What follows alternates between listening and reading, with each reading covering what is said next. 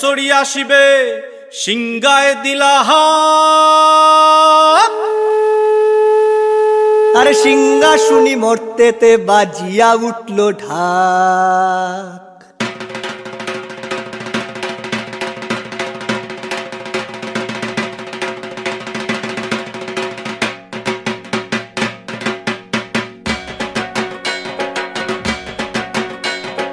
বলদে সরিয়া শিবে সিংহায় দিলা হাক, সিংহা শুনি মর্তেতে বাজিয়া উঠল ঢাক।